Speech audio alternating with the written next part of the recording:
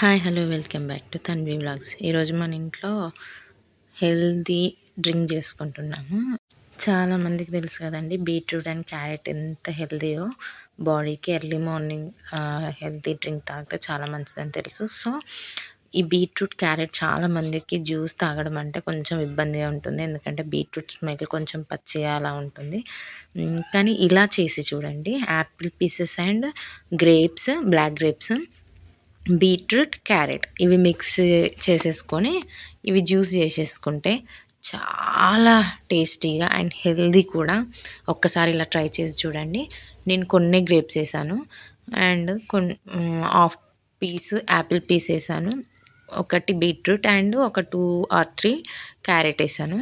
ఇవన్నీ మిక్స్ చేసేసుకొని పిల్లలకైనా పెద్దవాళ్ళకైనా ఎర్లీ మార్నింగే టీ కూడా తాగముందే ఎర్లీ మార్నింగ్ ఇది తాగితే చాలా మంచిది. ఒక్కసారి ట్రై చేసి చూడండి.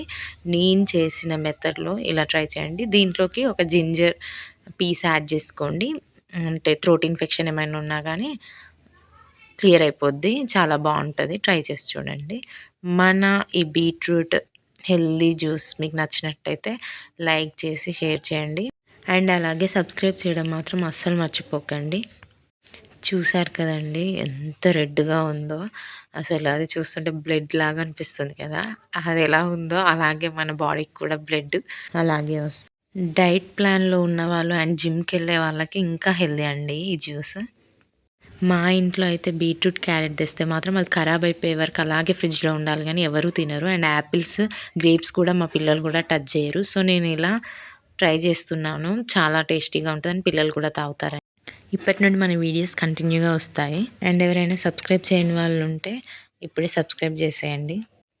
హాస్పిటల్లో వీళ్ళకి వేస్ట్ చేసుకునే కన్నా ఇలా డైలీ మార్నింగ్ ఒక డ్రింక్ తాగితే చాలు. అండ్ రీసెంట్గా మా పాపకు కూడా హాస్పిటల్లో తిరిగి మాకు విసుగొచ్చేసింది. Thanks for watching. Follow for more videos.